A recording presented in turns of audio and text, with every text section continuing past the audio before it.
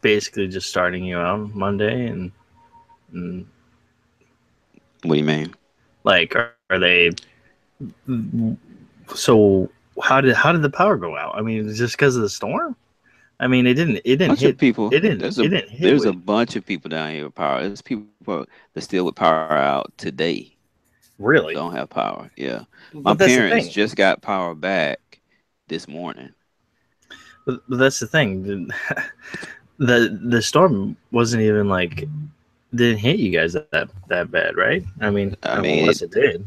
it did. It hit bad enough for that. Like some of the area, it didn't hit as bad, and in some areas got it. Like when, because we went to my sister in law's house just to try to get away from the bulk of it. But on our way Uh huh. home, we saw trees down, trees that just missed houses. I mean, we saw a lot of that stuff. So yeah, it got. I mean, it got bad enough here for that. Yeah. But we just didn't get it as bad as Florida because it had dissipated just slightly by the time it got to us. Right. Okay.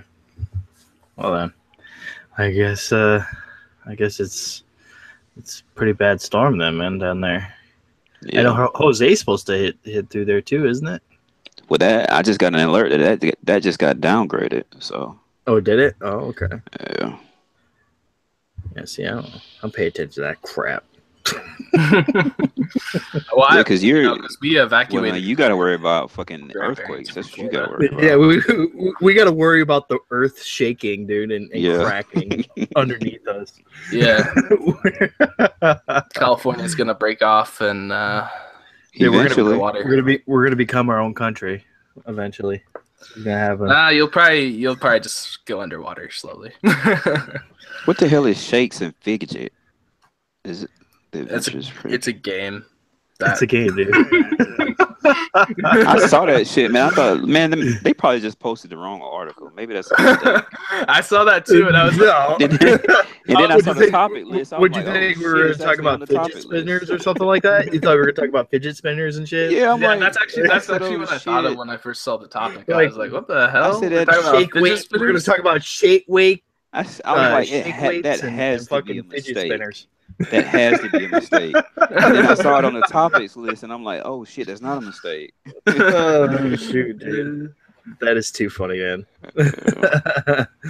But what is up, everyone? Welcome to the 37th episode of the Quest Podcast. We just had a little pregame there.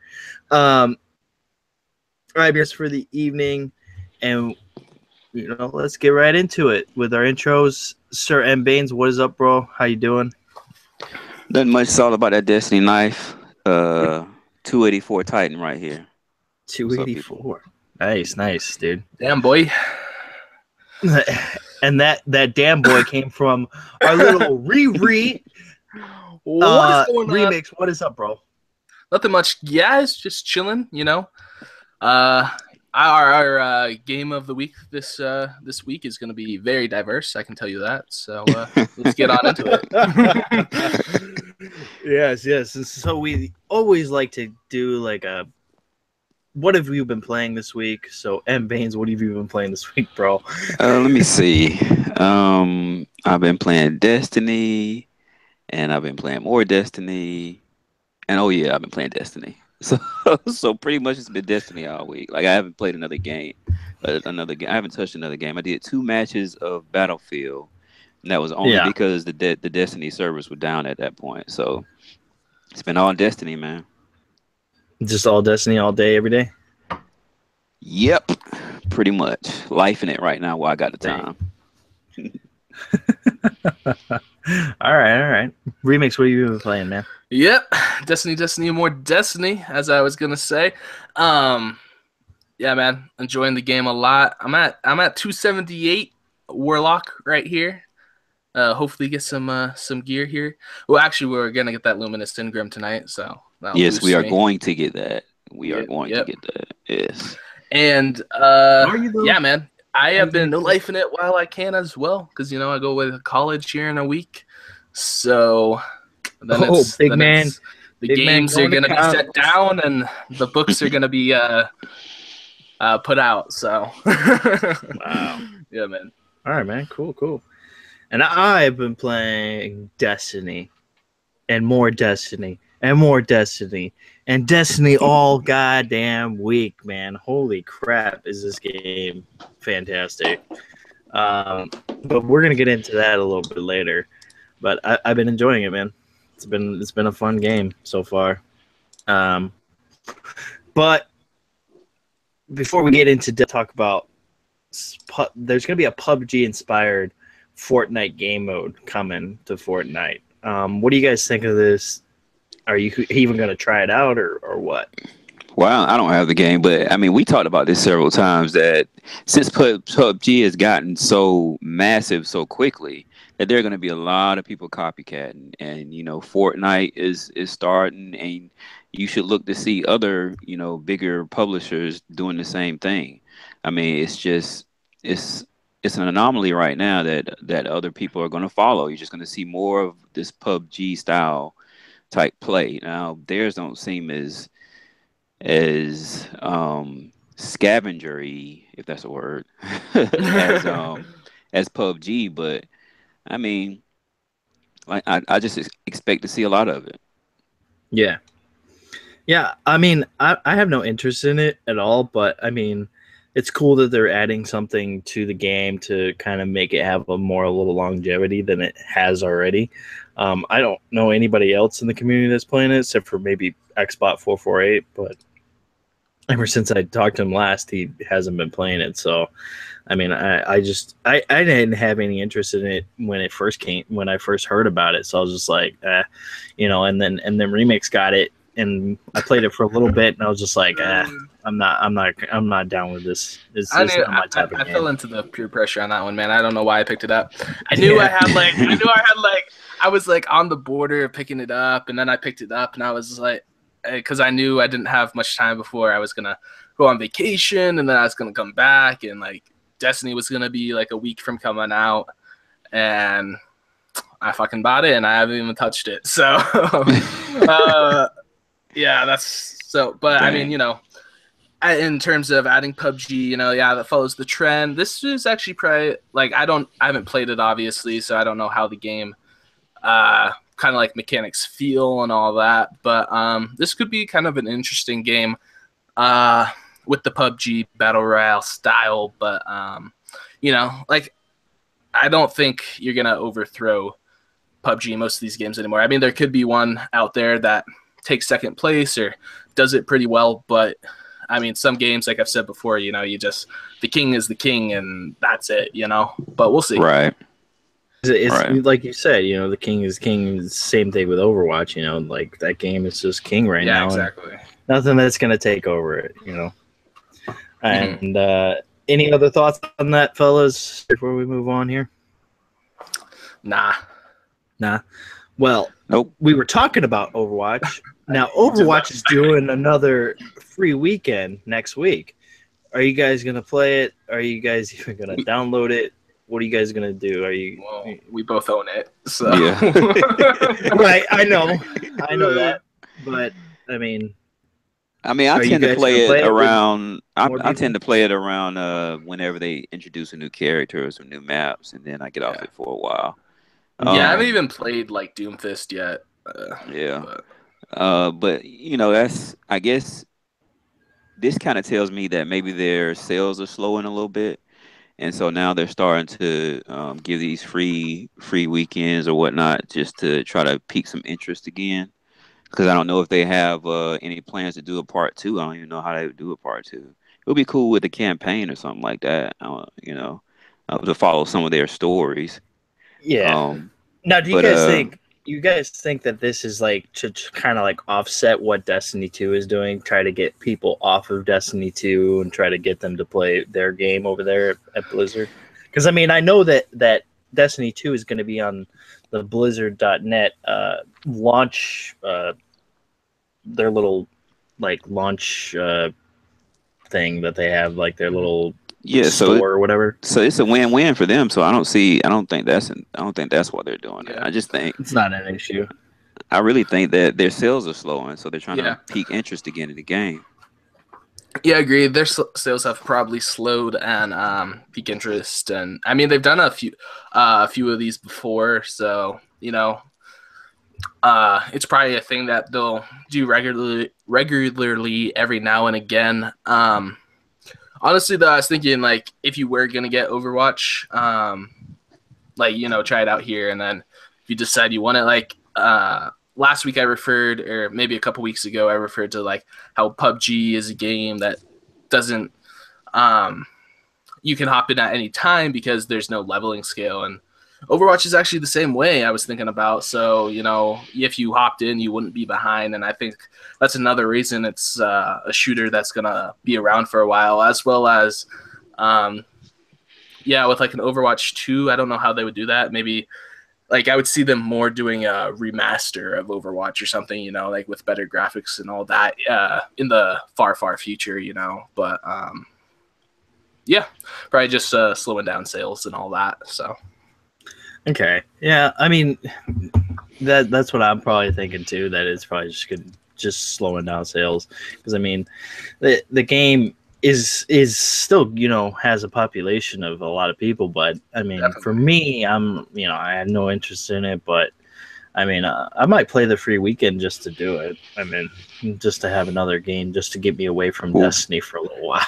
We've been trying to get you to play that damn game for a long time, man. You guys have been trying to get me to play that game, but I just don't want to buy it, dude. Like that's the thing. Like, I don't want to fucking buy this game, because I know as soon as I buy it, like, I'm gonna be like, that was a fucking. Well, honestly, the thing is, like, I don't even play enough Overwatch anymore for you to probably even buy it, and I mean, I don't. That's true. Games you probably don't play enough. I mean, especially with Destiny out and so many other games coming soon.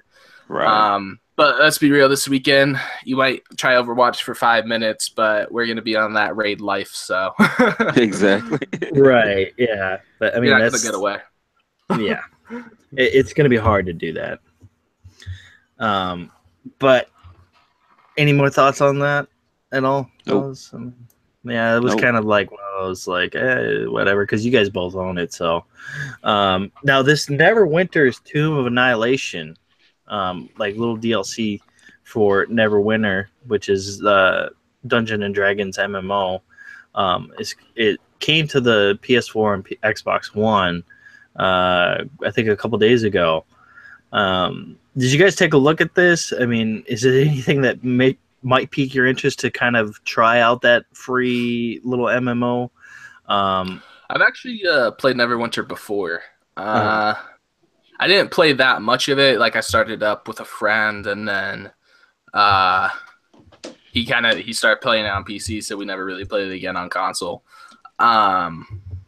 So I mean, I don't think it's a bad game. I can't really remember it that well. It's probably not a game I'll hop into at all, really. But you know, this DLC could be cool, and I don't think it's bad by any means. Just not my type of game, especially with, like, I always, like, you know, it's gonna be the thing, like, all these other games coming out, you know, that's the thing.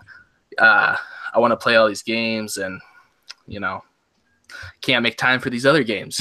So yeah, I mean, this is one of those free MMOs that kind of took off, because, like, I didn't expect Neverwinter to be as big as it is now. But it's a lot of people play it, man. But I mean, it's good the DLC's coming, but it's not gonna get me to go back and play it. Like, I tried it for, I maybe played like 30 minutes and I was done with it. But it seems like the DLC is pretty expensive, so I mean, it'll be enjoyable for anybody who still plays that. Right. But I'm not interested in Neverwinter. Yeah. Same here. I saw this. I was looking at it. I was all like, you know, it looks interesting. It's cool. You know, I like the whole aspect of you being in the jungle, and you know, there's T-Rex that's, you know, following you around, you know, gonna attack you and stuff. I like the whole, you know, like snake people that eat, you know, that eat other people and stuff like that. I mean, that's kind of cool. But I just have no interest in Neverwinter at all. I've never had an interest in that type of MMO. Has never really gravitated towards, you know, me at all. Right. You know, I played WoW when that was, you know, very popular.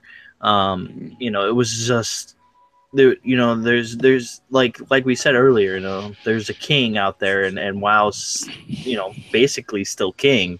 You know, there's other games that try to topple it, but they haven't yet. And I think Neverwinter still does well though.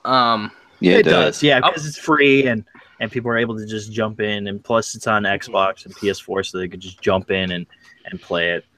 It's definitely. I'm also just not as much into like the I don't know, like alchemy, like potion making and wizardry and stuff in my games. I don't know. I like it, and I do like first person more. I think it just makes me like feel more like I'm part of the game rather than like viewing it from like third person or something. There's a lot of that shit in The Witcher 3. Did you play The Witcher 3? Nah, I haven't. Oh shit! I do. He has so many games. He has it, but he's all like, "No, I don't want to do it."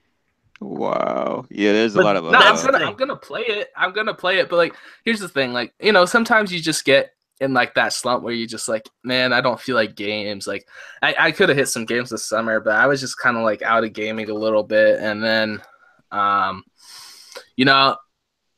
recently, like I feel like more invigorated, like to play some of these games. A game like Destiny will do that to you, boy. It's all the new stuff. It's all the stuff that's coming out, during the fall. Exactly.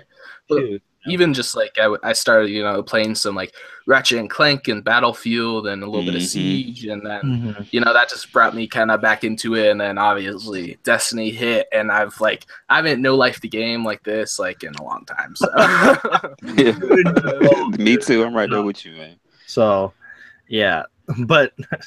Glad you brought that up, Destiny 2, because that's what we're about to talk about right now. So let's get you guys' thoughts on what you guys think of the game so far.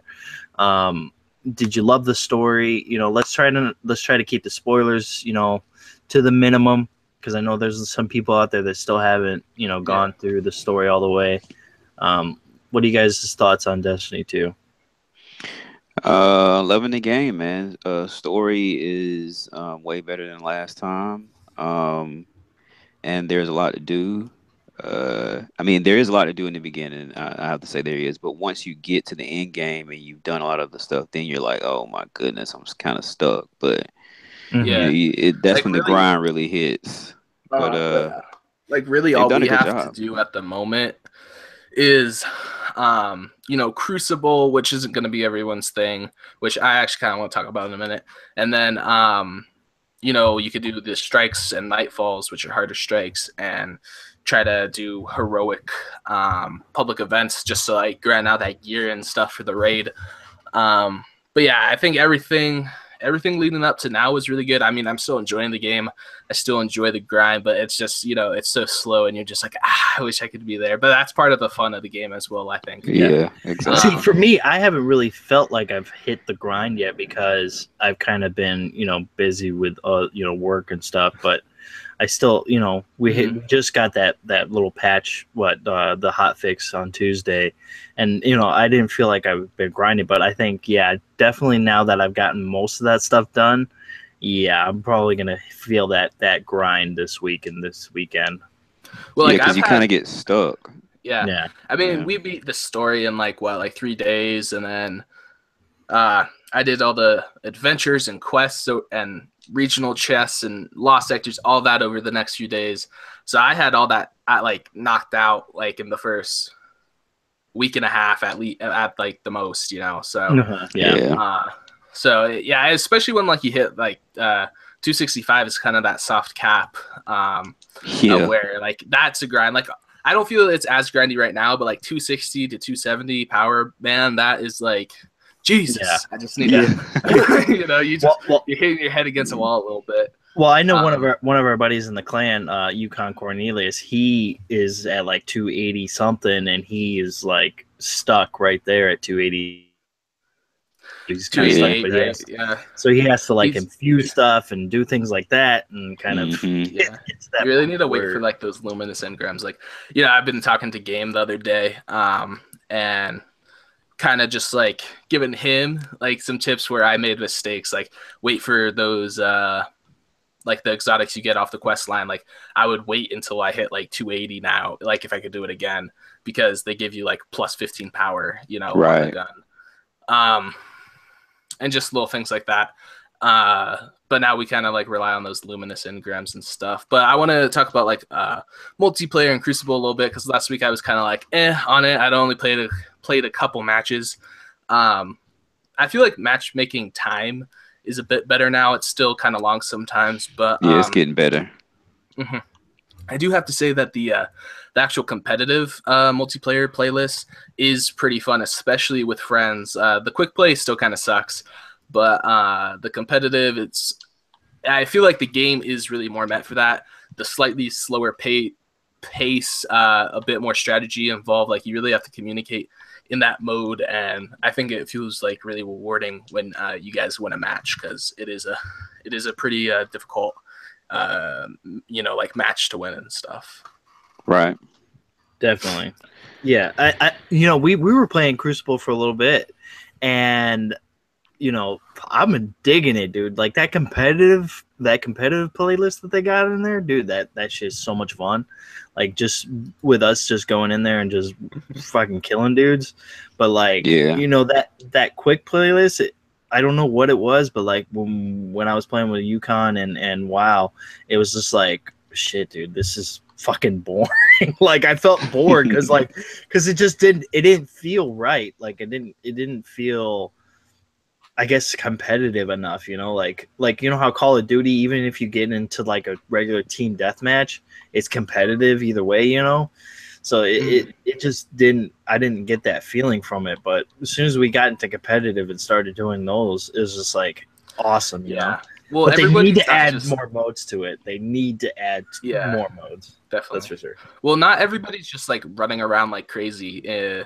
And the spawning is better, because in competitive, everybody on the same team is kind of more grouped up. So you're not you're not really spawning behind them as well. Spawns will flip, but like, you're not spawning in a kind of lone area or anything. And yeah, man, I don't know. It's just kind of intense, Yeah, the competitive is really where it's at. I mean, the 4v.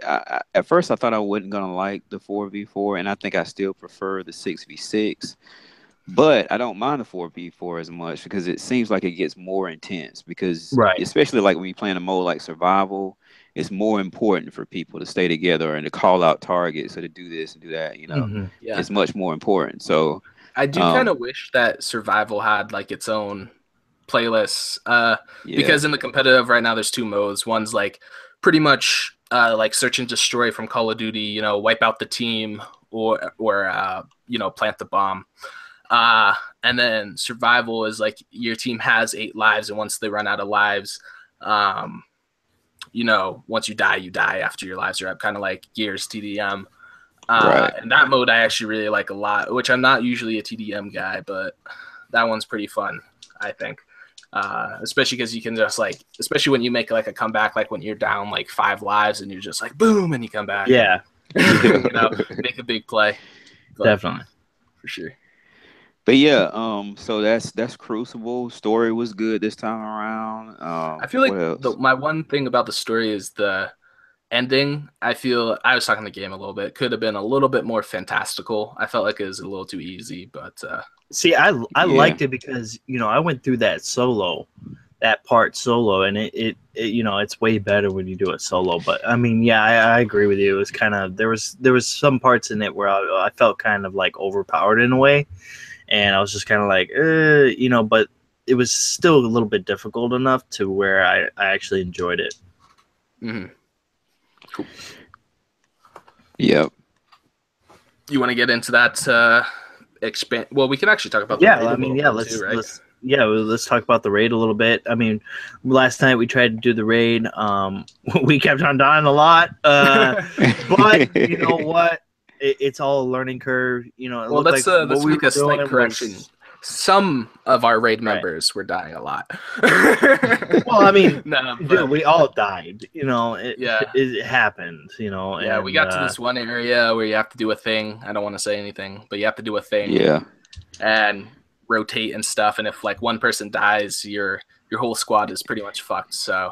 Yeah, and while you're doing this thing, there's a bunch of enemies coming at you. A bunch of enemies. Exactly. So, and it's rough. That 270 is warranted. You need to be a 270 at least. You know. Yeah. I actually hovered over the guided games thing on the raid, and you actually have to be required 280 to get into a guided games match with anybody. So if you're like a solo player, you have to do a little bit more leveling if you're trying to get in with a raid group. Wow. So, okay. I mean, but that probably means like really you should be minimum 280. Like if they're requiring solo players to come in, obviously they also don't want those players to like drag down a group of 4 or 5 people that are already together. But right. Okay. Yeah, I mean, I'm enjoying the raid. From what we played of it, it's fun. But the strikes are really what I like the most about the game, because I think I did a couple of the nightfall strikes with some of our clan members, and it was just a lot of fun, man. Just doing those nightfalls, because you're always constantly talking to each other, saying, "Hey, we got to do this, you got to do that," and it's a lot of fun playing those nightfalls.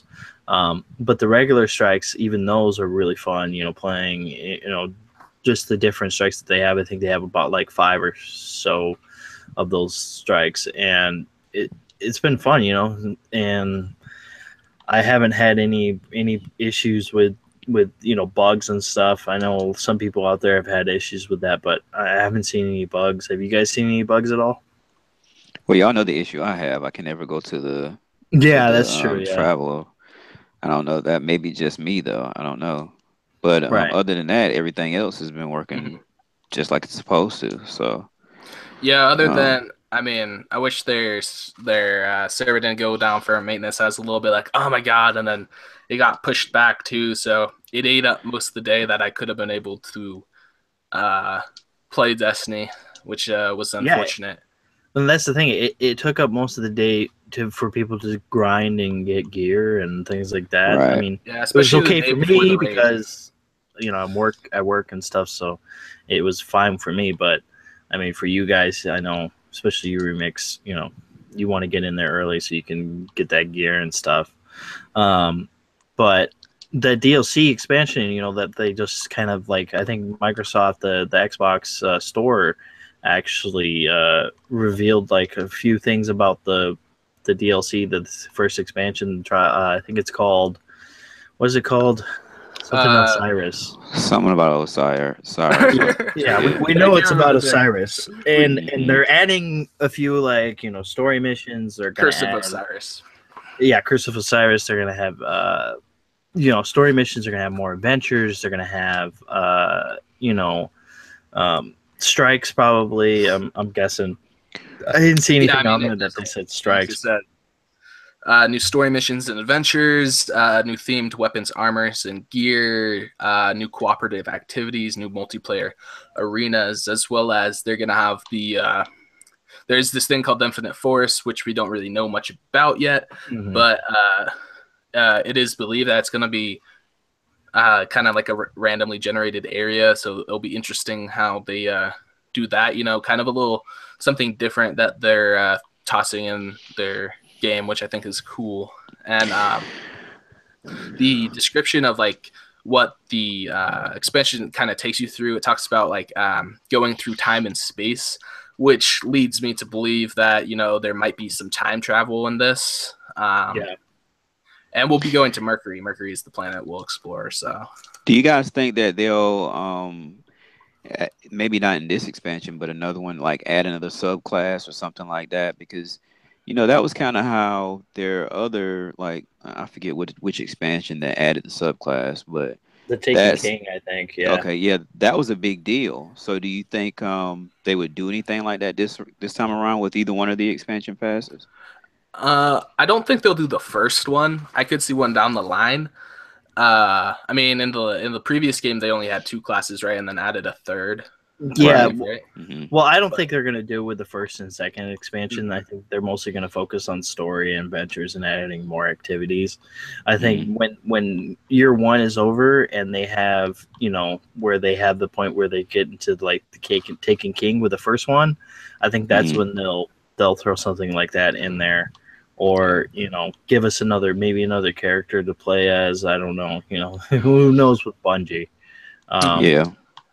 Especially with the first expansion, because I'm sure even by that point, people are gonna probably people are still right now playing around with which subclass they should use and stuff, and so you don't necessarily want to just toss a new one in, because then they're all gonna want to try that when they finally have they're all geared up with the Dawn Blade or whatever. So right. Okay. Right. But I feel like the subclasses now are somewhat OP in certain aspects, like PvP. I feel like there's a lot of things that are kind of OP, and then PvE, it's kind of similar. If you have certain gear on, you can basically just keep your super for a long time. You can just continuously use it. Because I think there's one for Hunter where there's like a chest piece for Hunter where you can actually just use the Void Walker, or not Void Walker, but Night Stalker, and just keep using that and just keep hitting the boss with it. So I mean, there's a couple tweaks that I think they still kind of need to do. Because I mean, it's cool, I mean, I would like to have that chest piece because I think it would be awesome to have it, but I mean, I think it's I don't know what they're gonna do. They might, because it takes them a while for them to nerf stuff or to buff things. Yeah. And I think PvP is probably the bigger area. Some of the grenades are really OP, and yeah. As for PvE, I feel like it's kind of the right amount of difficult. I mean, the way they kind of try to kill you is overwhelming you with enemies, but after exactly doing the first part of that raid and some of the nightfall and stuff, it's the rest of the game is so easy now, because nothing's more nothing's harder than those things. Right. But yeah, definitely PvP could use a bit of balancing, but I don't know if it'll get it, because I mean the supers and stuff are just kind of part of that game, and so you're likely gonna die, to super or to a power weapon. I mean, the power weapons are one-hit kills, so I mean, there's limited ammo. Only 2 people can get it at a time on a map. But if there's 2, sometimes there's just 1. So that's why it's so valuable. That's why you have to hold those positions and stuff, especially in the competitive mode. So that's what I'm thinking. They're probably one thing that I think they should kind of maybe buff it is how many times you get your super in PvP, because you're more than likely only get it once while you're playing the game in PvP. Right. Maybe 2 times. It depends. Yeah, maybe 2 times if you're. But I think good. Getting it once is good because it makes it so valuable. Sometimes you'll wait too long to use it. You really have to decide the right. And if you get, I mean, sometimes you'll get shot in the back right when you pop it, and you're like, shit, I just wasted my super. And because in competitive, a super can change the tide of the game. So. That's true. I think 1 per match is pretty decent, and that's about what you get right now. So I don't think they need to buff that. Now you can get more than 1 depending upon your how you're performing, but I think the way they have that set up right now is fine. Yeah, definitely. Any other thoughts on Destiny 2 before we move on? Nah, man.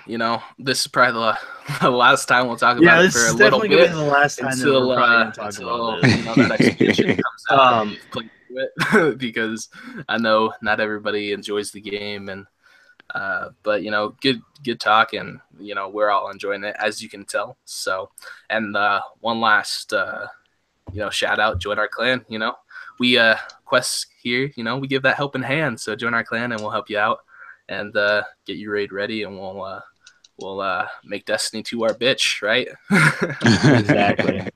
But yeah, I mean, we lost all our viewership because we were talking about Destiny 2. Everybody was just like, "I'm out of here, fuck that game."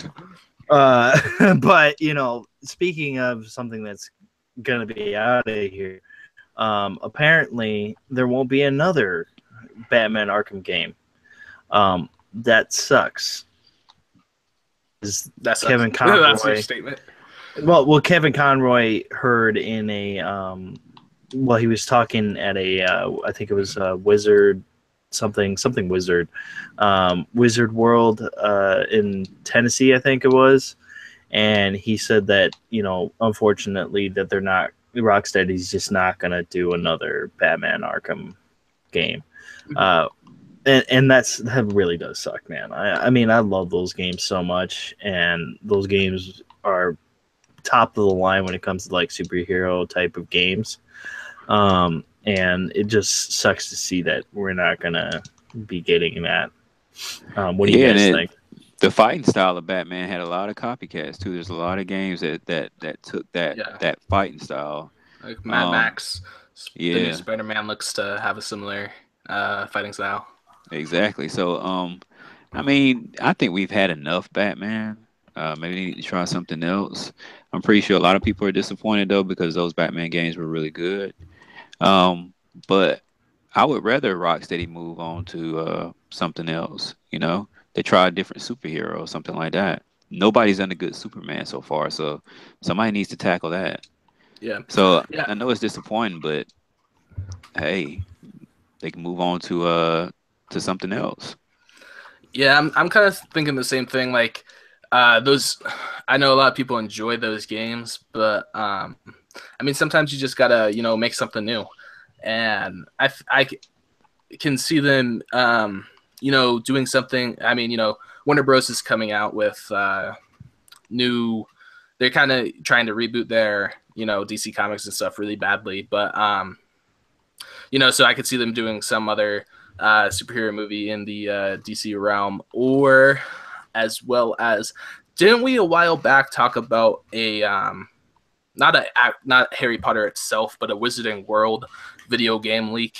I could see them maybe work on something like that possibly, because I think they're going to come out with more Wizarding World movies and stuff. So this would probably be a good time to do that if they do so and all that. So you think they're going to stick with more of the licensed type of titles of gaming? Yeah, I'm just saying, if they like, that's what I would think like they could take on. Like, right. I feel like that'd be the logical step or something. See, honestly, I think they're gonna try to do something completely different and try to do something that they've been passionate about. I mean, yeah, they've been passionate about the Batman games, but I think they're really gonna do something that's not in the realm of a licensed title or something. Yeah, unless Warner Bros. Gives them enough money. That's true. Yeah, that's you're true. Right. That is true. And that's what I'm thinking of. I don't think it's as much like they want to stop doing Batman. I think it would be if Warner Bros. Is giving them enough money. Like Warner Bros. Wants to stop Batman because they're gonna want to they want to link stuff up with what's popular and what's in their movies, and so that's why I could see a Wizarding World video game. Right. That's what Warner Bros. Is probably going to come out with in terms of their movies, as well as some of these other superhero movies that they're starting to come out with. So that's why I would see something in that realm. Okay. All right. I mean, I guess I could see that. I mean, that'd be cool if they did like I know Mad Max was a game that came out, but it'd be kind of cool if they did something like that. But yeah, I mean, shoot, Mad Max deserves it's interesting a sequel. It is. It's interesting to see what they're gonna do, especially since they're not gonna do another Batman Arkham game. It's really sad, man. To be honest, I mean, I'm sad over here, but I know a lot of people are happy about it because they don't want it to turn into COD.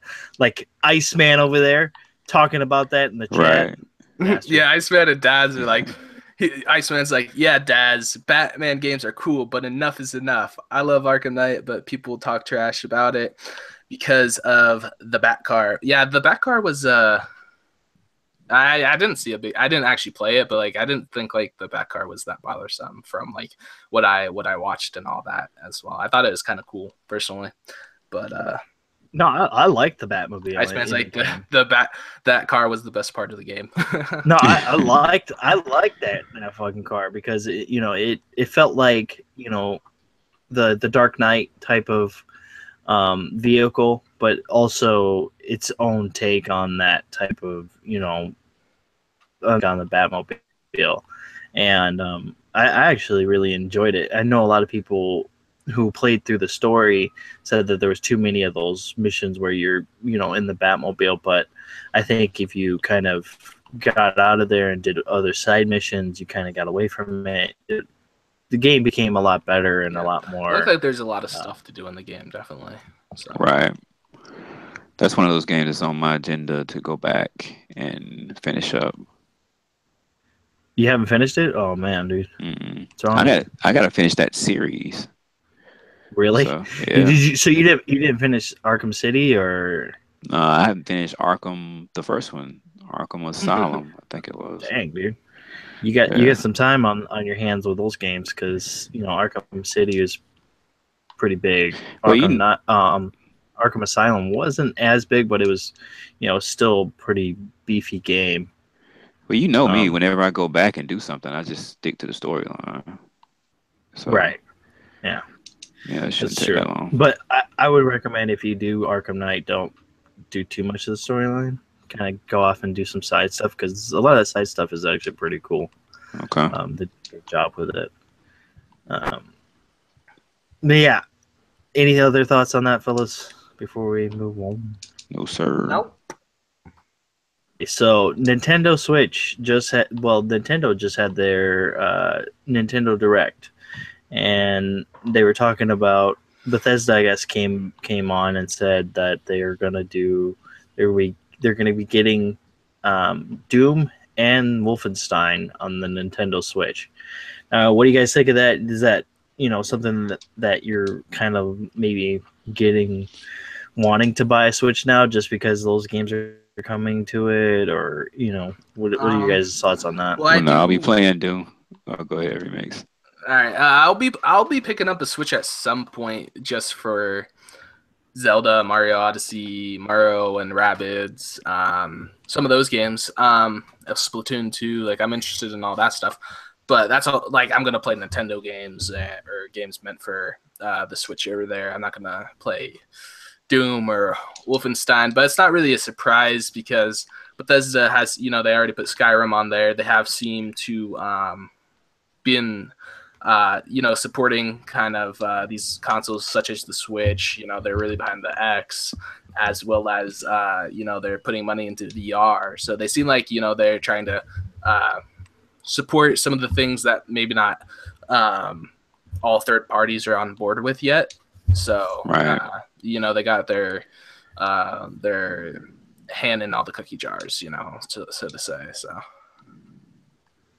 okay. Yeah, I think it's a big get for the Switch. It's starting to look like this is a big third party company that's going to be supporting the Switch. So that's what a lot of people's problem with the Switch was. But even though with Nintendo, we're not really focusing on third party support. We're looking for Nintendo's games when we're playing their systems. But this is going to allay a lot of those fears that were like, well, they're not going to get this game or that game, because if they can get Wolfenstein and what was the other one? Wolfenstein and Doom. If they can get both of those, then there's a lot of other games that could have a big possibility of coming to the Switch.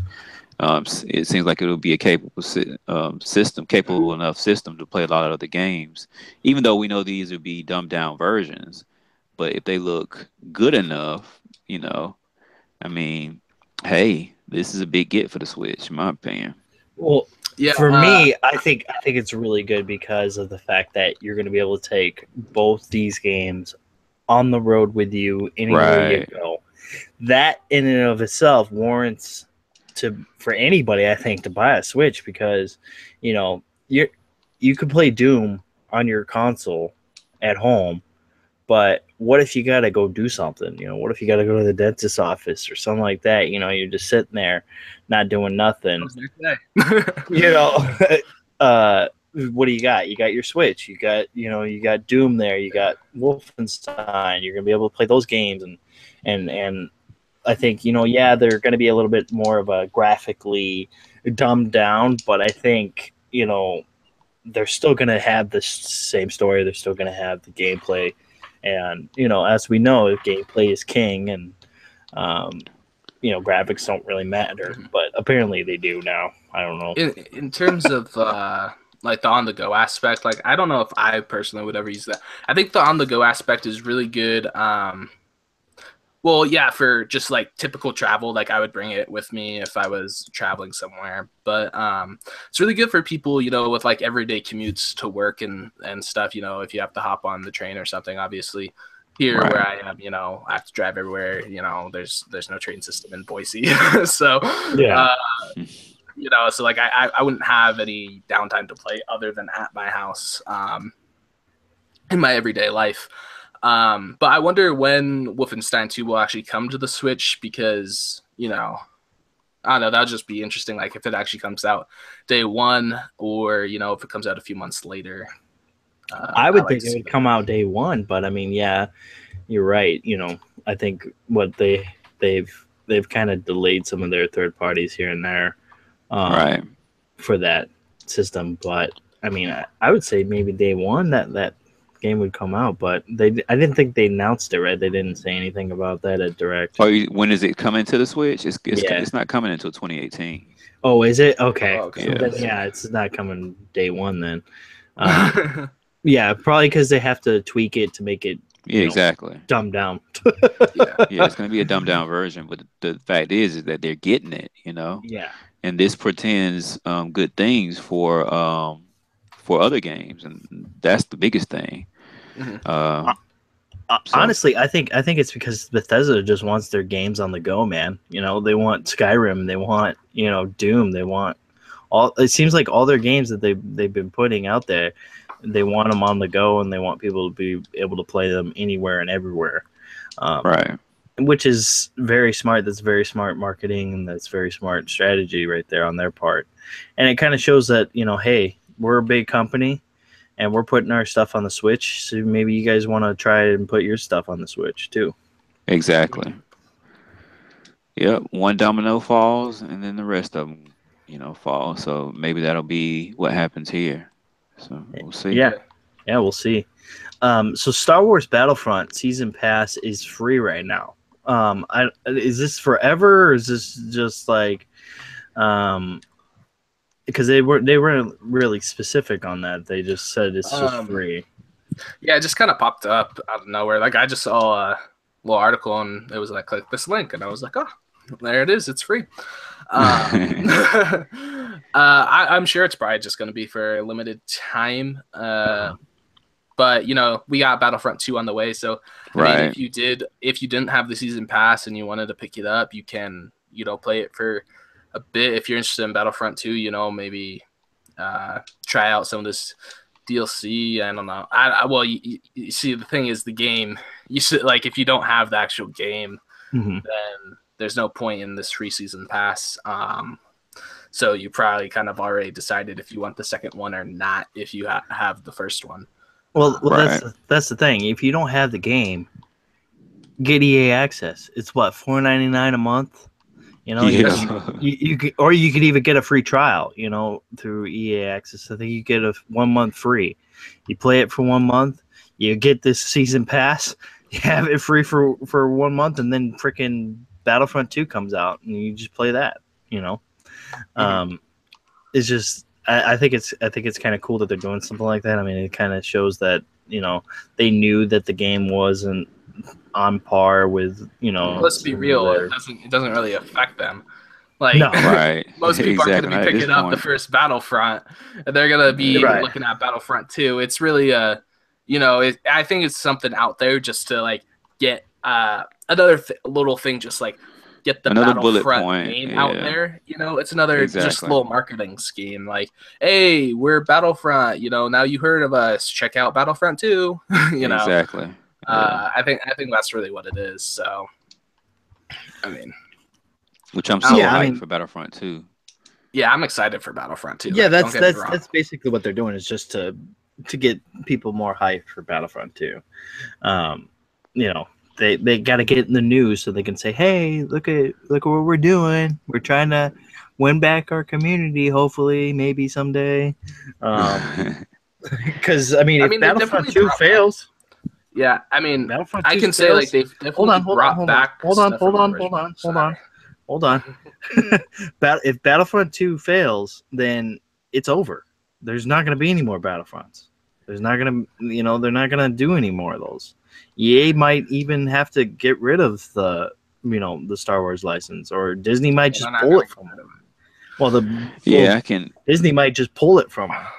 I can't see any scenario whatsoever where Battlefront fails at Battlefront 2, yeah, Battlefront 2 fails. So, I mean, they're just trying to drum up some type of talking points, so a little publicity for Battlefront. Hey, Battlefront is free, and then somebody go looking for Battlefront and they're thinking it's Battlefront 2, but it's actually Battlefront. But then they notice Battlefront 2 and say, oh, I want to pick up Battlefront 2 now.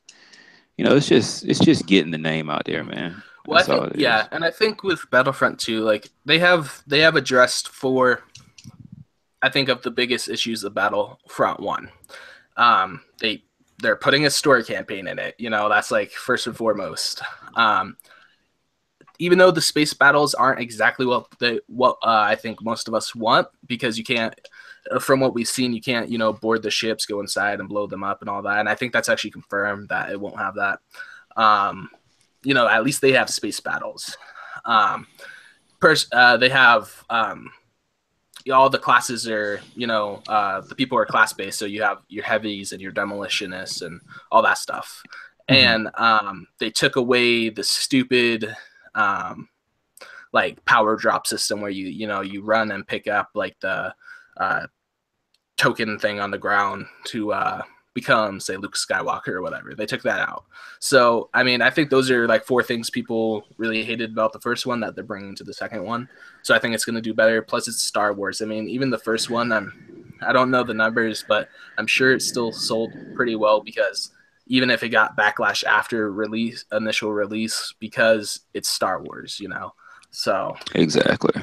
No, I mean it sold well. It's just it didn't keep its longevity, because people were like, it's not what we wanted. Oh, and this one has no season pass as well. That's another thing. So what are they going to do? Are they going to charge you individually, or are they going to give it to you for free? They're going to microtransactions, man. Yeah, they're giving you DLC for free. But they do have microtransactions. Which, in fact, I expect this to be a thing for EA moving forward. I expect the next Battlefield not to have, not to make you pay for the season pass. I expect them to keep doing that, because they realize that it splits the player base and they can get you with the microtransactions. You know what I'm saying? So there's really no reason for them to charge you for the extra maps and stuff. So I see a lot of people doing that. Yeah, I think lots of companies are moving towards it, and I think probably one of the games that people look at like, oh, that's doing well, is like Halo 5, like that has lots of content that's been added to it, and had it's made its money off microtransactions and free DLC. So yeah, I mean it's Star Wars, so it's probably going to do well. Star Wars Battlefront 2 is going to do well. The season pass being free, I don't know. I don't know, but it does get a little buzz for What do you mean you don't know? It is free. Like I know it's free. I wasn't. Never mind. I'm not. But would you just saying that business strategy? You're saying you don't know about that business strategy as far as it being free? Like you don't know how well that's going to work? No, I wasn't talking about that. I was talking about I don't know if Battlefront 2 is going to do well. Oh, okay. And I would almost bet money that it's gonna be fine. Now day one. I mean day one, because it's Star Wars. But I mean, in the long run, I'm saying, will it do well? Like is it gonna really populate and be better than Battlefront? Well, I don't even know the concurrent. But what I was saying with the season passes being free is the fact that that's a good thing. It's kind of a good marketing strategy. Yeah, I don't even know what the concurrent player base was for Battlefront at its height, and then how long that lasted. So I guess we would need to know that to really have a good baseline for measuring it against the other one. Yeah. Right. Yeah. Well, let's move on from that. Ghost Recon Wildlands is getting that new PvP game mode But it's they're doing a public beta later this month. Are you guys gonna play that public beta? I mean, I'm not, because I mean, fucking hate Wildlands. It's a terrible game. Well, if I have to have the game but- to play it, then I'm not gonna play it. No, But if I don't think have to they have said the that they're game- opening it up to the public. It's a public beta, so Okay. I said public So- beta. God damn it. Well, my bad. Dang, don't beat me up, Artemis. yeah, I might. yeah, Artemis. Yeah, no, I mean, like, I would probably try this out, but it's from the 21st to the 25th of September, which is when I'll be that whole weekend. You know, I'll be going to college, and I'll be like doing like different like college activities with like all the introduction stuff and all that. So I won't have time for it. Oh, our little Riri's growing up, dude. What are we gonna do, Baines? I don't know, man. I don't know. Hey, man, I think I'm gonna give it a try. It seems like it may be something that, you know, will maybe open up the other game to me, because the other game was boring to me, or the base game rather.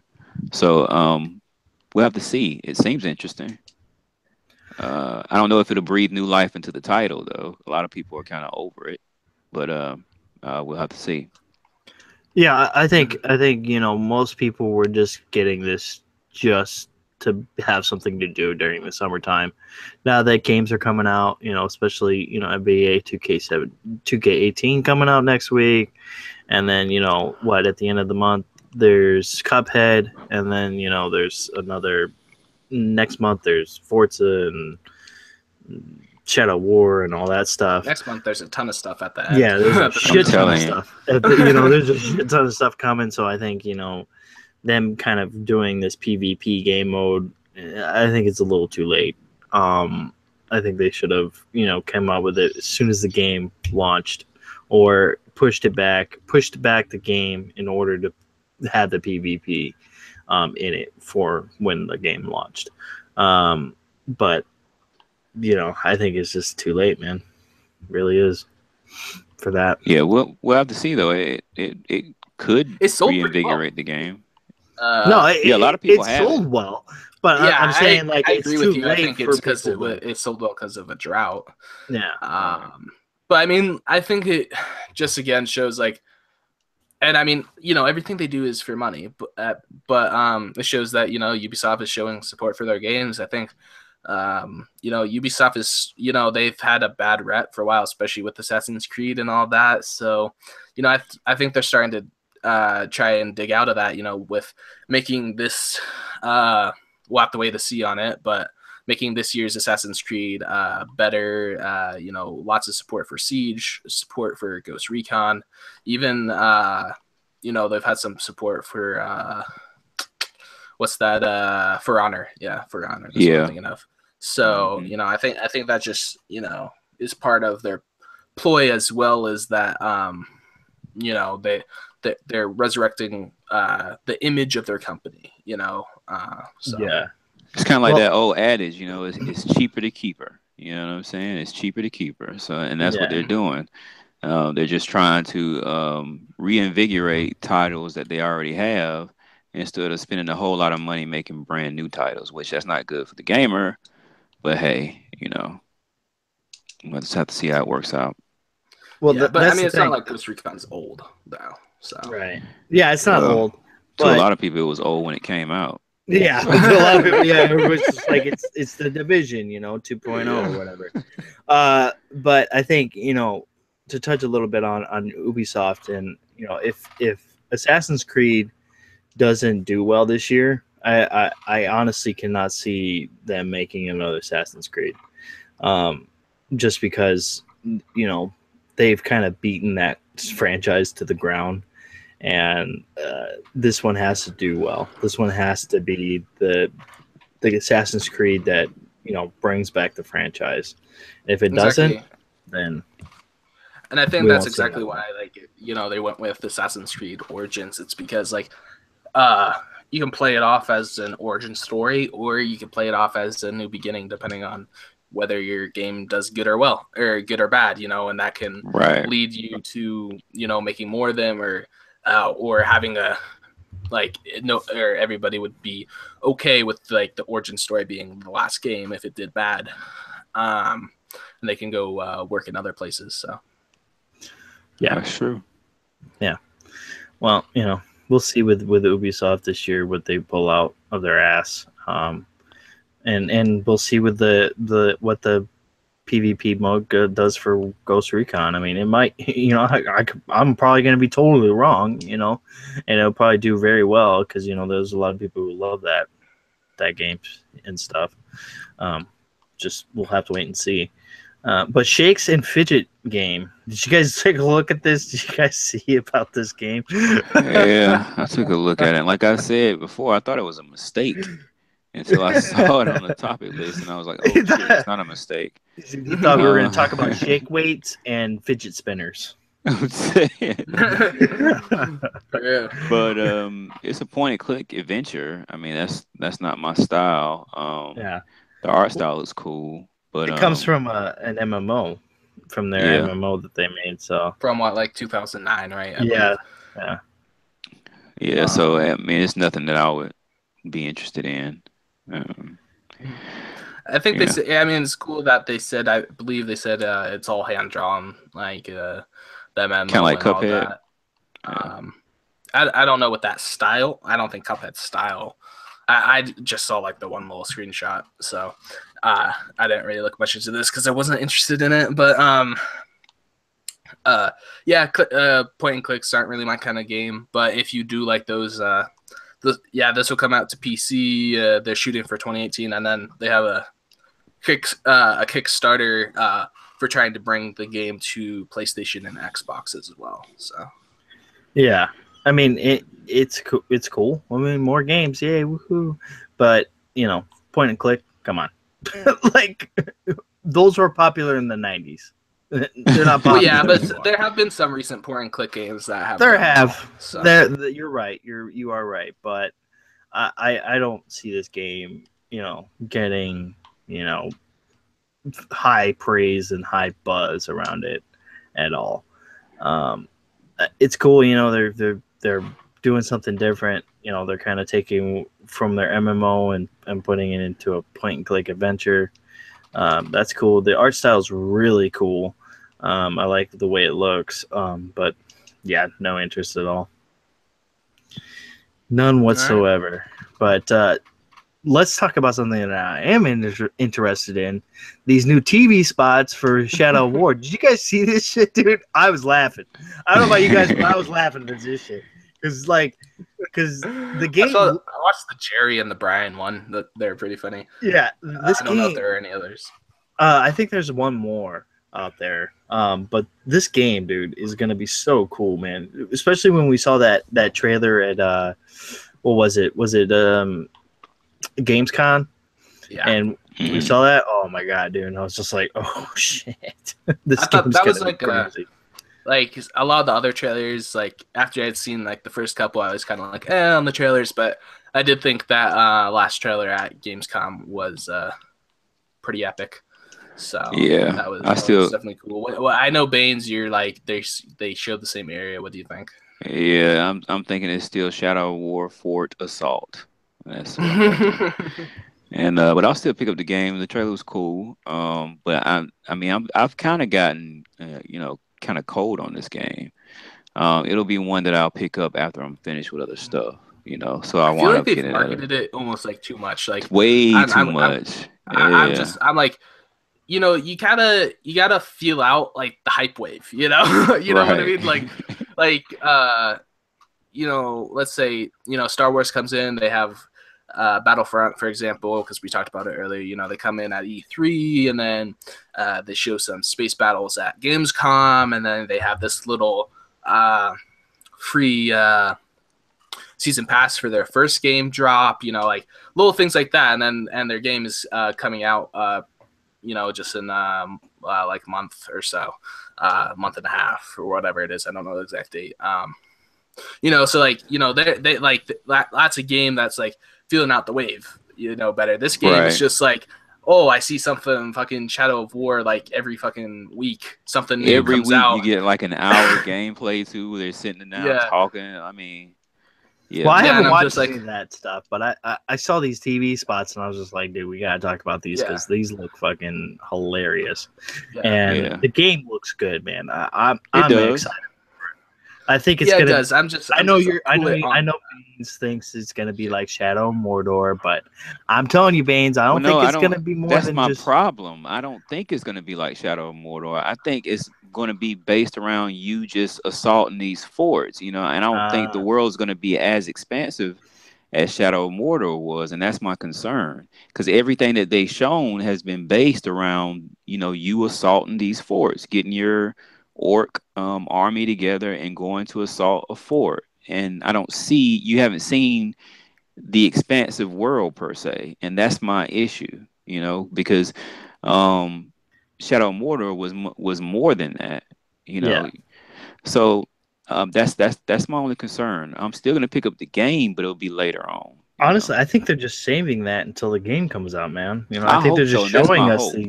these forts Yeah, just to kind of be like, here's some gameplay, but we got an open world going on here. Because I mean, they said it's bigger than Shadow of Mordor. They did say yeah, that, but yeah. I'm hoping it is, but we'll see. yeah, But very true. I mean, it's always good to be skeptical, and just because they say it's bigger, it doesn't mean like it's building upon. It could be bigger it could have more area, but that area could be built with like this tower assault shit. Yeah, I'm not necessarily thinking that as well, but I do think it's good to be skeptical of that for sure. right. That's what you got to be like. Plopping down like $60, especially when there's lots of other games to be had out there. You gotta make sure that your purchase was well valued. So Well, I That's think it great. will be honestly because it's getting not only that it's getting the X enhancements, but I think they're kind of I honestly think that they're saving things for when the game actually releases. Um, they're just showing us these forts just to kind of give us because that's probably where most of the action, a lot of the bigger action scenes are. That's where we're gonna be hitting a lot of frame rate and stuff like that because there's so many things going on in those forts and stuff.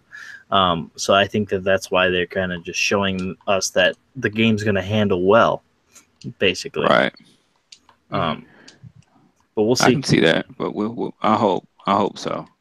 But like I said, I'm kind of You're skeptic. I'm really skeptical about this game, man. But I'll be looking to purchase it like after I finish Assassin's Creed and Wolfenstein and all of that. Yeah, Then I'll because I be mean, looking to pick up the game. I even think Evil Within comes out like a couple days Yeah, after that. exactly. So And I'll yeah, probably wind there's up playing literally the Evil there's Within like before I play it. Yeah. from like October like 27th to like November 3rd, there's like 4 games releasing, I believe, like Yeah. in a 1 week period. So it's pretty crazy. Wolfenstein doesn't that come out? It comes out around the same time. It comes out the same day as Assassin's Creed, doesn't it? I think so, if I'm not Jeez. mistaken. Yeah. So I mean, I see. That's late what October, I early hate November, man, it's gonna be pretty insane with all these games coming out. I hate it when they come out with the one game that I'm like really excited about, and then another game I'm really excited about on the same fucking day. I'm like, God damn it, because I'm like tempted to buy both of them, but at the same time, I'm like, I don't want to buy both because I know if I buy both, then I'm gonna want to play both, and then I'm never gonna finish both because I want to play both of them, and then I'll just be like, yeah, Yeah. Yeah. That's why I'll just get one, and then when I finish that one, then I'll get the other one. Yeah, but then by that time, there's a new game that you want coming out. exactly. Yeah, but also by that is the time, that struggle. game will That's be the cheaper. struggle of a gamer's life. I know. That I know is it's true. a horrible struggle to have. Now Baines has a point there because it will be probably cheaper because Black Friday's coming around. They'll have the Black Friday sale on the Microsoft Store. They'll have PlayStation as well. Will have that Black Friday sale. So Yeah. we might be seeing some of these games hitting that Black Friday sale. And might be able to get them a lot cheaper than what we would have probably. I mean, like look at like I picked up last year Dishonored 2 and Deus Ex. Those games just came out. I picked them up for half off on Black Friday. So Yeah. Oh, my bad. Marvel vs. Capcom Infinite also comes out next week. My bad, game. Nobody cares about fighters, man. Come on now. Except for UK Daz and yourself there, game. Except for the people that are like talking heavily in our chat right now, like I think all as well. of them.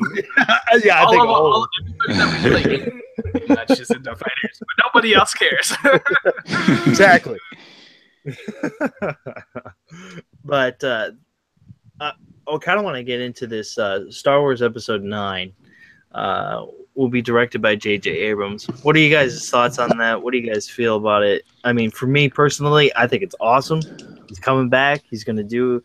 But I know a lot of people have gripes because, you know, Star Wars has always kind of had, like, a different director directing the episodes. What do you guys think? Well, I don't think it's gonna hurt, right? I'm thinking it's gonna help. So I don't see the big issue. Yeah, I mean, I think he did a good job on the first, the seventh episode, right? And so I think he can do a good job here. I mean, suppose I guess between I don't know, I can't remember her first name. First name might be like Candace or something, but Kennedy, who is like the CEO of Lucasfilm. Kathleen Kennedy. Yeah, Kathleen. That's what it is. Has like there's a way that they want Star Wars. Lucasfilms and these other directors that like the previous one that came in want to put their own twist on it, and they're not having any of that, and so they want JJ because they know they have the same vision of Star Wars, and right. he knows what they're really good friends. I mean, they've known each other since they're like 14 or something, I believe. So yeah, exactly. They have that same vision and image, and they can obviously work together well. So I think it's and that's going to make for a better movie, and yeah, then, right. Yeah, so well, that's the other thing. Like, I think they're really trying to stay true to form with what Star Wars is, and the fact that some of these other people may want to come in here and put their own twist on it. It's good that they'll bring JJ that isn't gonna do that. That he wants that true Star Wars image as well, because that's what it's about. It's Star Wars. So give me that and I'll be happy. Yeah, and that's what I think, that's why I think J.J. Abrams is good to have come back, because, he's always been in love with that, that franchise of films, and he knows like exactly what he wants to see, and he knows what fans want to see. And he kind of, he just has that drive to kind of give it to us.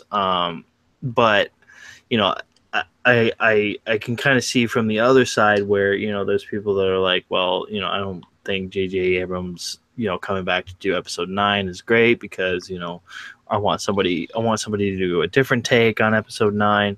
But that's the thing. Like, we don't know what Episode 9 is going to even be. Like, we don't know. Episode 8 isn't even out yet. Exactly. Episode 8 isn't even out yet. We don't even know what that's going to be like, because we've seen one trailer of Episode 8, and everybody's just like, oh my God, because I was like that. I was like, oh my God, fucking Star Wars. But at the same time, I'm like, what the fuck am I watching right now? Because I don't know what's going on. Because, that's why they're so great, because when you go see them in the theater, you're not gonna know what you're only gonna know what you saw in the trailers, and they usually try to keep that stuff secret, especially when it comes to Star Wars. So right. It really seems like the person in the driver's seat here is also Kathleen Kennedy, because it's like if you're trying to put your own twist, if you're not doing like what she wants, you're out. Like I don't know who the last it was the director on this was, but it was the director of Jurassic World. Okay. Yeah. So and he probably would have put his own take on it, like he did with Jurassic World. He put his own take on Jurassic World. So I think pretty much if you're not following what she wants, then you're out. So I think even with like say Episode 8, like it's her, it's her vision more so than whoever is directing, like JJ, and that's why her and that's why J.J. Abrams is probably the better fit, because they have the same vision. They know what one another want. So yeah, and they have great chemistry together because they've known each other for so long, and when you've known somebody for so long, you just you click, and you guys just want to get this thing out there, because they do it every other year. They're doing the episodes, and but that's the thing. What are we going to get after episode 9? Are we going to get episode 10? Like, they haven't really specifically said. Well, I think they kind of stated a trilogy, but like I could see more coming after as well. Of course, they're not going to stop. It's making Disney so much money, man. I mean, they're not going to stop with Star Wars, that's for sure. Oh well, Star Wars isn't going to like. The spin-offs haven't even started. Exactly. Rogue One started, but but that's what I'm saying. Like, we got Rogue One, but the spin-offs have not truly. They're talking about 10 years of content. Well, the first 6 years are going to have the trilogies. You got Rogue One. You have this Han Solo film on the way. Mm-hmm. And there's going to be so many more in those other years. So, I mean, Star Wars as a whole, we're going to have a lot of movies. But for the actual... pretty much what's the Skywalker storyline, because there's all this like who's the Skywalker in this right. Kylo Ren technically is one, but as well, but like the questions surround like Rey and such, right? So because that's kind of what they've been about. Right. Like, I don't know if they'll do more after this or not. I think if they did more, it'd make them a lot of money. But at some point, it's also probably good to put that to a rest and maybe start up a new trilogy of some different period of time or something like that as well. Yeah. So we'll have to wait and see on that. I have to say no to this, but Game Downsides, you're wrong. Okay, they don't need to remake 4, 5, and 6. They need to remake 1, 2, and 3. Damn it, 1, 2, and 3. I know there's a lot of people in the community who actually like 1, 2, and 3. 1 was actually okay because Darth Maul was in it and he was actually kind of cool. He was a cool character. But they killed him all. Yeah, I'm talking about the prequel. No, that's what I'm talking about. Some people get confused by the. I just want to make it clear because some people get confused. Like 1, 2. I love the prequels actually. But the original didn't like them. But the originals aren't 1, 2, and 3. Some people are like, right. What? I mean, only if you in the Star Wars universe. I mean the ones that came out in the 90s, thousands. Those ones. Those. I still. I mean, there's definitely things in there that I see the complaints with, and that I complain about as well. But I still, overall enjoyed them. Especially like I thought episode 3 was pretty good. It had a lot of action in it. No, I mean it had the action. It just didn't have the actor. Yeah, exactly. I see what you're saying. I can kind of agree with that. Yeah. Which I don't know if we want to get into rumor. Can I say a rumor? Yeah, go ahead, man. Yeah. All right. Well, like supposedly, what's the name of the actor that played Anakin? Hayden Christensen. Yeah, supposedly he's probably gonna come back in, as basically his. I know. Force Ghost in this, so you'll have more. Let's see if he's improved. yeah, that's the thing. He's older now. He's had a lot. He's had a little bit more of an acting experience. The last movie I saw him in, he was actually pretty good, but I think he just doesn't resonate to me as being Darth Vader. It's just like. Yeah, you just look like Hayden Christensen. Like, you don't look like Darth Vader to me. Well, like in the besides his creepiness in the prequels, like he's also just like a boy, which I think turns people off of him being like Darth Vader. But actually, when you think about it, like Darth Vader is a much more aged Anakin. Like there has been some time that has passed, and he's had to live right. in this awkward state, like if you read like the books and stuff, which I haven't gotten much into, like pretty much like his suit was designed to like torture him, like it was uncomfortable and stuff, because Sidious didn't want him to grow stronger or anything, but even though he did. Yeah, even though he spoiler alert, kills him, so well, I mean, if you haven't seen 4, 5, and 6, if you haven't seen Star Wars 1, 2, and 3, then you may not want to be watching this because those it's at that time now where you can give out spoilers for those ones, but yeah. I mean, speaking on episode 9, I think it's going to be good. It's going to be sad because we don't have Carrie Fisher in there anymore. I don't know if they're going to computer generate her or something like that. I know they're not going to kill her off. No, they said that they weren't going to do that. Okay.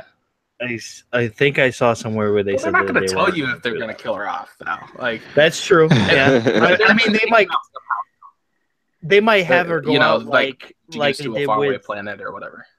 Well, I think they might have her go out like they did with Paul Walker in the Fast and the Furious series. Kind of just ride off into the distance or something like that. Yes. That's true. But I just can't see that happening because of there's reason for her to stay. There's no reason for her to leave, I feel. So right. I feel like they have to kill her. But we'll see. Dude, they can't do it, man. They can't kill Princess Leia. Can't do it. But any other thoughts on any of the other topics that we had tonight, fellas, and this topic at all? No, sir. Nah. It's a good talk, though. Yeah, it was a good talk, man. We had fun tonight, everyone. This is the end of the show. We're gonna do our outros here. M. Baines, where can we find you, man? Xbox and PlayStation. M. Baines 99. That's it. Remix, where can we find you, bro? Yeah, Xbox, PlayStation, Remix Essence. Twitter, everywhere across the board, and like I said last week, it's not really content, but if you want to see some dope clips, check out my YouTube. I started putting those up this week. So I just posted up 7-man with a grenade in a club and Battlefield. So pretty dope. Nice. Other than that, that's it. And I was your host for the evening, Dark Optimus. You can find me on Twitter at the same name. You can also find me on Xbox Live. And absolutely appreciate everybody coming out tonight and joining us. If you guys like our content, please hit that like button and subscribe. And also, if you guys are looking for people to play with in Destiny 2, definitely join us in our clan because it's up right now. And we have a few members in there, but we want more, damn it, so we can have a huge-ass clan and have a shit ton of fun. But we are out, people. Peace. Peace.